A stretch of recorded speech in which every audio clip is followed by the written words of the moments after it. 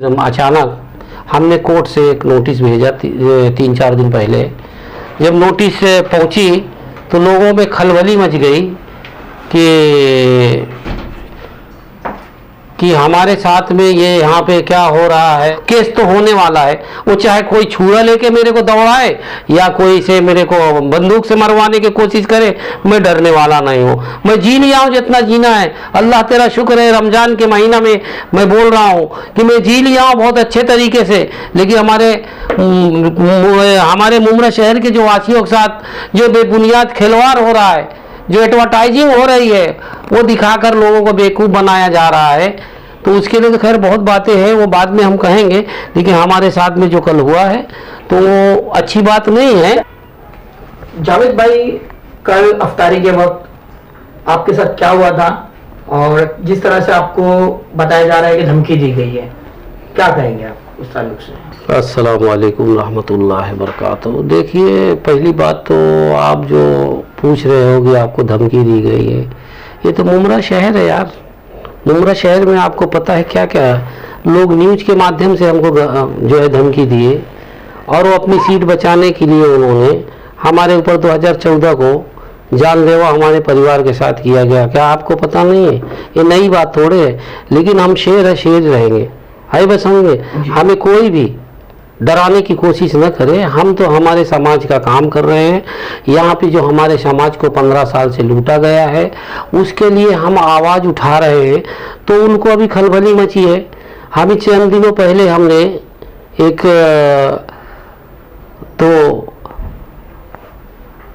High court के जरिए हमने नोटिस भेजा, तो उसमें जो उनकी सच्चाई जो सामने आ गई है। नोटिस था वो? नोटिस ये थी कि मैं आपको बताना चाहता हूँ कि कोविड-19 के अंतर्गत जो है, जो हमारे यहाँ के राजनेता ने एक सभा में कही थी कि किसी न्यूज़ वाले को कि यहाँ सब रोड का पैसा लगा है, काम नहीं है, क्यों नहीं है। तो उन्होंने कहा कि अभी कोविड-19 है और इसलिए थाने महानगर पालिका के पास पैसा नहीं है और जो है लेबर नहीं है, इसलिए काम पड़ा है। ठीक है, उसी दरमियान में उनको अचानक एक अलमास कॉलोनी में एक जो है रिजर्वेशन जगह थी, उस जगह पे अचानक एक मौलाना साहब के नाम पे एक गार्डन बनाया गया। तो बहुत खुशी हुई यार हमको कि यार हमारे शहर के लिए इतना जो है राजनेता जो है इतने अच्छे काम कर रहे हैं, हमने खुशी की। लेकिन जब देखा कि वो एक स्क्रीन टीवी की लगी और उसमें सारे लोगों के फ़ोटो बैनर चलने लगे और जो है एनसीपी का जो है उसमें मोनोग्राम लगा, टीएमसी का भी मोनोग्राम था, और वहाँ पे एक जो कि टीएमसी का जो एक वॉचमैन भी वहाँ पे था। तो हम लोग को खुश हो गए कि यार ये सब लीगलाइज काम हुआ है, बहुत अच्छी बात। शहर में चर्चे होते थे, लेकिन मेरा काम करने का तरीका ये था कि मैं पहले जब तक सबूत नहीं होता मैं बोलता नहीं हूँ। तो मैंने टीएमसी को एक माहिती अधिकार के अंतर्गत पूछा कि घास वाला कम्प्लेक्स में ये जो काम हुआ है, ये टीएमसी के पैसों से हुआ है या टीएमसी की मान्यता से हुई है। तो उन्होंने मुझे जवाब दिया कि ये कोई टीएमसी का पैसा लगा नहीं और टीएमसी इसको कोई मंजूरी दी नहीं।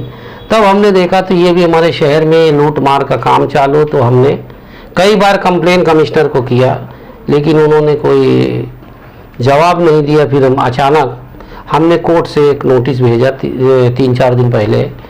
जब नोटिस पहुंची तो लोगों में खलबली मच गई कि हमारे साथ में ये यहाँ पे क्या हो रहा है। तो हमने जो है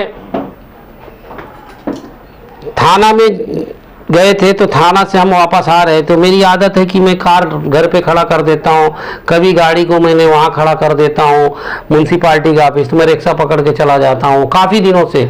कब से मैं, जबकि 2014 में मेरे ऊपर यही लोगों ने अपनी सीट बचाने के लिए जानलेवा मेरे ऊपर पहले भी हमला हुआ था, झूठे झूठे FIR कराए थे।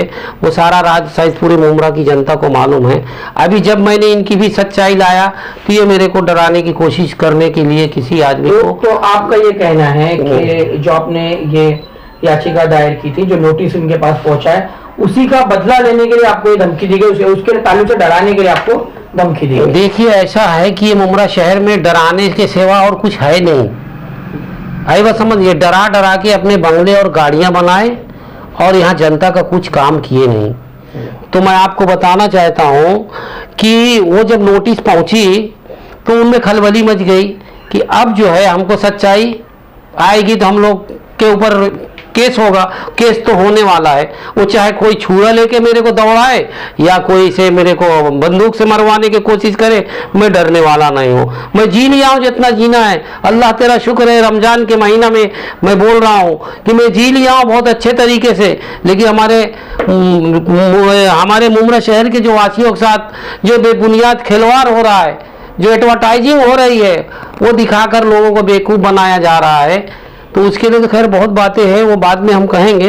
लेकिन हमारे साथ में जो कल हुआ है तो वो अच्छी बात नहीं है। क्या वाकया हुआ आपके साथ? वाकया ये हुआ कि जब मैं थाना से आ रहा था तो मैंने रिक्शा से था, तो रिक्शा मैंने वहाँ छोड़ा पुलिस स्टेशन के पास। तो मेरी आदत है बदलने की। वहाँ से मैंने एक रिक्शा दूसरा हाथ दे के बैठा, उसमें कोई नहीं था और शायद 7 बजने में 2 मिनट बाकी था, 7 बजने वाला था, रोजा अफ्तार का, सब तैयारी थी, रोड खाली था और वो रिक्शा वाला खाली था। अचानक आगे एक आवाज़ आती है, जावेद भाई। तो मैंने मुड़ के देख रहा हूँ, कोई नहीं।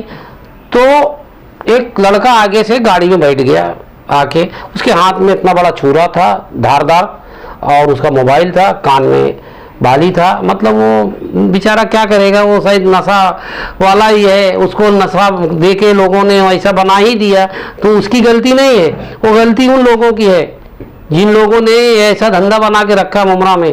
तो वो लड़का जब वो रिक्शा में बैठा तो हथियार को मेरे बाजू में खोल के, धार बहुत है, ऐसा कुछ बात कर रहा था। तो मैंने, मेरे पास ये जो एक बैग है, ये बैग मैं आपको बता रहा हूँ, ये बैग ये साइड में, राइट साइड में था, तो मैंने अपने पेट के बाजू में ये बैग ऐसा रख लिया था कि कभी ये वार करेगा तो पेट में करेगा, क्योंकि वहाँ कोई पब्लिक नहीं थी। तो मैंने चैन खोला स्टाइल में कि लोगों को तो मालूम मेरे पास वेपन लाइसेंस है, तो मैंने हाथ डाला तो उसको लगा कि यार इसके पास सामान है, तो वो जो है फटाक से रिक्शा रुकवाया और रिक्शा से उतरा, हाथ में जो धारदार तलवार, वो धारदार जो छुरा था उसको अपने पीछे पीठ में कमर में लगाया और जो अभी गेट बना हुआ है फखरुद्दीन शाह बाबा का, वो दरगाह की गली की तरफ से चला गया। तो मैंने घर में गया, रोजा खोला और घर में भी नहीं बताया। फिर मैं साहब भाई को, हमारे अध्यक्ष को बताया। तो मैं नहीं चाहता था चलो किसी को बताओ, लोग और ना डर जाएं हमारे लोग, तो ये हमारे लोगों को डराने की बात कर रहे हैं। तो फिर हमने पुलिस स्टेशन में गए। पुलिस स्टेशन में हमने कहा कि भाई हमारे ऊपर तो बहुत जो है प्रॉब्लम हुए है, हमारे पास सारे सबूत है, एलिगेशन है, और तो आप उसके ऊपर FIR, हम जिनको FIR नहीं कर, हाँ FIR जो हम जिसको बोलते हैं आप FIR करो, तो आप किसको बोलेंगे? सबूत चाहिए। तो हम बोला सबूत चाहिए आपको। जब हमारे अध्यक्ष महोदय सैफ पठान दिल्ली में था, एक वकील ने आकर पुलिस स्टेशन में कहता है कि मुझे 2 आदमी ने मिले, सैफ पठान ने बोला है कि अगर तुम ज्यादा करेंगे तुमको हम मार देंगे। उसके ऊपर सेम डेट में बगैर इंक्वायरी के FIR हो सकती है। और मैं बता रहा हूं, मेरे पास इतने सबूत है, ग्लोबल मीडिया के आधार से। मेरे को किसी ने कहा है NCP का कि ग्रीन पार्क में बनाने मुझे देर नहीं लगेगी, वो भी मेरे पास से कंप्लेन है। हाँ, और वो DCP का जो आवक जावक नंबर भी मुझे मिला है, मुमरा पुलिस स्टेशन में, वो भी पुलिस स्टेशन अभी उसको छुपा के रखी, मुझे बताए नहीं। लेकिन मेरा काम करने का तरीका है, अब मेरे पास एविडेंस हो गया है, सबूत हो गया है, सबूत के आधार में इंशाअल्लाह मैं सच्चाई सामने लाऊंगा। और ये पुलिस का काम है, जिसने किया है वहाँ पे कैमरा लगा है, कैमरा में छानबीन करे वो कौन था, किसने भेजा था, वो उनके ऊपर कार्रवाई होना चाहिए, ताकि यहाँ पे मुमरा शहर को जो है एकदम जो बनाने की कोशिश कर रहे हैं, डरा कर मुमरा शहर दहशत का शहर बनाने की कोशिश कर रहे हैं, ये नहीं होना चाहिए। हम दहशत का शहर नहीं बनने देंगे, हम अपनी जान दे देंगे, लेकिन हमारे शहर के लिए हम आवाज़ उठाते रहेंगे। अस्सलाम वालेकुम रहमतुल्लाह बरकातहू।